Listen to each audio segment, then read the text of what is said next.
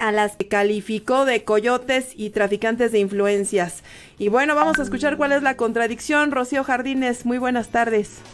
¿Cómo estás, Sandra? Un gustazo saludarte, tía Carla. Efectivamente, pues fíjense que ha sido en dos ocasiones cuando el presidente Andrés Manuel López Obrador pues ha dejado ver que no hay de otra, Sandra, que se deben eliminar las empresas outsourcing. Lo anunció el martes, lo reiteró el miércoles, que va a buscar enviar al Congreso una iniciativa de reforma laboral para desaparecerlas, y es que enfatizó que se ha abusado mucho del mecanismo afectando a los trabajadores. Eso sí, no descartó que pagarán justas por pecadoras. Vamos a escucharlo. Sí, ya lo intentamos, pero hay quienes no ayudan. Son de esas decisiones en donde pagan justos por pecadores. Hay muchos empresarios responsables, pero hay otros, y en sentido estricto ni siquiera son empresarios, son coyotes, traficantes de influencia, que abusan de todos estos mecanismos de contratación de trabajadores, y se afecta a los trabajadores. Y es que fíjense, enfatizó que la evasión fiscal de estas empresas pues está superando los 21,000 millones de pesos. También pues cuestionada sobre el tema, la secretaria del Trabajo y Previsión Social, Luisa María Alcalde, insistió que el tema ha sido analizado en varias ocasiones, encontrando constantes irregularidades. Así lo dijo. En efecto, lo que hemos venido señalando es que a pesar de estos operativos y la estrategia que hemos mantenido en el gobierno de México desde el día 1 para atacar los abusos de la subcontratación, lo cierto es que el fenómeno, el monstruo de 1000 cabezas, persiste y los abusos persisten. Por lo cual tenemos que atenderlo y se estará presentando una iniciativa que atienda a esta problemática. Carla, Sandra, va a ser hasta el día de mañana cuando en la mañanera se va a invitar a la titular del Servicio de Administración Tributaria, Raquel Buenrostro, precisamente para detallar estos malos manejos que se han detectado por parte de las outsourcing, y también se van a anunciar las medidas que se van a tomar próximamente. Es mi reporte. Muchísimas gracias, Rocío. Gracias, Rocío. Muy buenas tardes, un abrazo.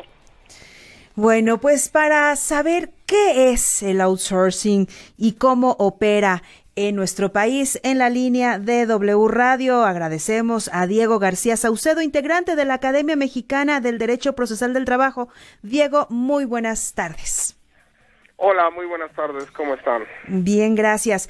A ver, vamos pues por el principio. ¿Qué es un outsourcing? Bueno, deberíamos de comenzar por decir, obviamente, que el outsourcing es un anglicanismo, ¿no? En el sentido de que la Ley Federal del Trabajo, en sus artículos 15A al 15D, prevé la subcontratación. Lo entendemos como outsourcing porque esa es una figura heredada de Estados Unidos, donde precisamente es una usanza parecida, que una empresa contrata o tiene al personal dado de alta en seguridad social, es el que le paga, pero el beneficiario final es un tercero. También se le puede llamar tercerización. Esto quiere decir desvincular la operación de nómina de recursos humanos de la empresa principal. ¿Desde cuándo se implementa este modelo en nuestro país? Mira, realmente la subcontratación es adicionada a la Ley Federal del Trabajo en una reforma pues bastante importante del 2012. No es obviamente no es tan importante como la de 2017, pero es la primera vez que la figura se ve insertada en la Ley Federal del Trabajo.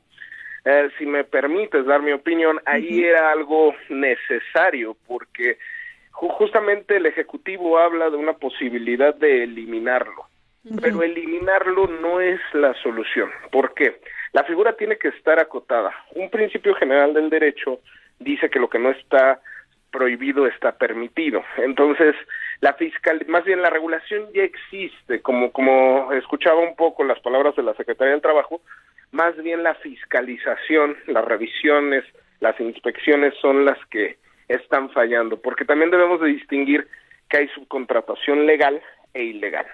La subcontratación legal es la que se ajusta a estos artículos mencionados, que no subcotiza a los trabajadores, o sea que verdaderamente están dados de alta con su salario realmente percibido en el IMSS, que se les retienen los impuestos correspondientes, que se hacen los pagos de seguridad social correspondientes, y no con técnicas fiscales donde están subcotizados, donde les pagan el resto de su salario por un mil mecanismos, ¿no?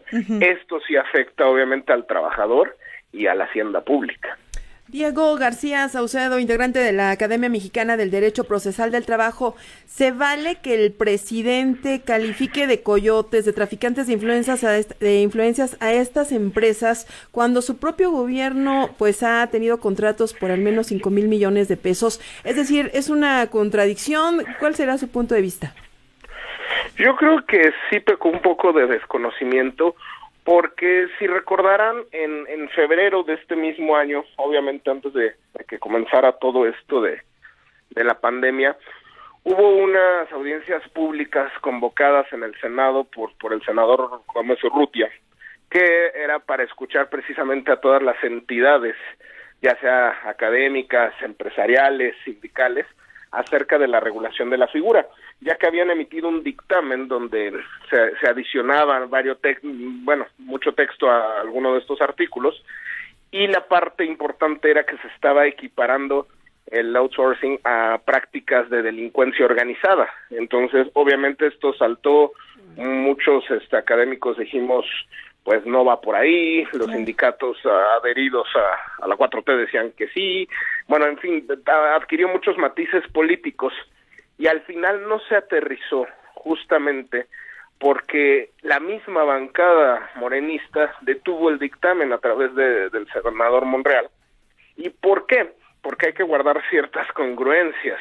El gobierno es el mayor cliente de outsourcing en este país. Así es. Entonces es incongruente, lógicamente, que se estigmatice a estas empresas, que no, definitivamente son más las ilegales, eso no hay ninguna duda, pero estigmatizar la figura de la subcontratación es incorrecto. Tan es así que poquito después de estas audiencias públicas, misteriosamente, bueno, y no tan misteriosamente, lo dijeron así, la Cámara de Diputados, por fin, después de prácticamente toda la existencia, adquieren o adicionan a los trabajadores de limpieza a la nómina oficial de la Cámara de Diputados. Y sí dice el diputado Mario Delgado, tenemos que ser congruentes, ¿cómo vamos a legislar acerca del outsourcing cuando nosotros también hacemos esa práctica, ¿no? Claro.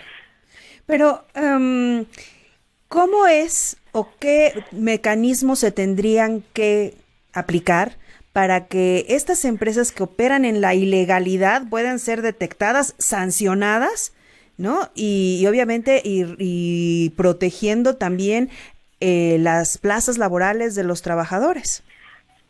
Claro. Mira, la Secretaría del Trabajo y Previsión Social tiene una figura que es la inspección.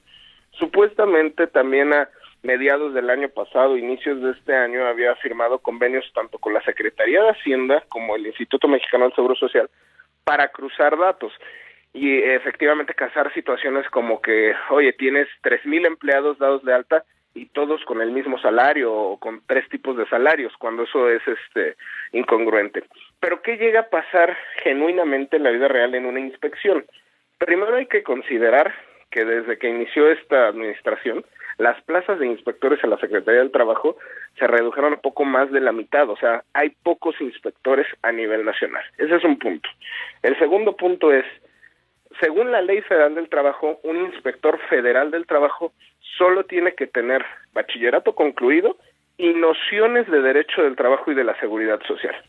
Por supuesto que a un inspector, un empresario hábil, le da la vuelta, maquilla las cosas y realmente no encuentra lo que está buscando, si es que hay algo que encontrar. La opción es profesionalizar a la inspección y obviamente dotarle de mayores herramientas, porque no tiene muchos dientes. Una inspección mal hecha es fácilmente impugnable en la vía administrativa, no en un tribunal administrativo.